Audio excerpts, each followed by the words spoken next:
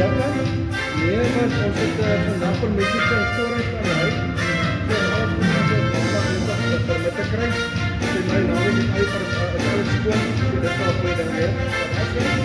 Ja, dit is tot die rede. Ek weet, hulle staan nou 6 weke. En die hele site staan al op 6 weke. Dit kost miljoene. Dit is Duitsland.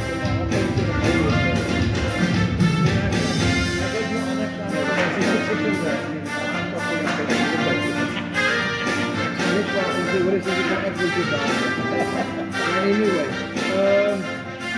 ons het 'n goeie dag gehad, breek trokke afgelaai. Ja, en dan gaan breek en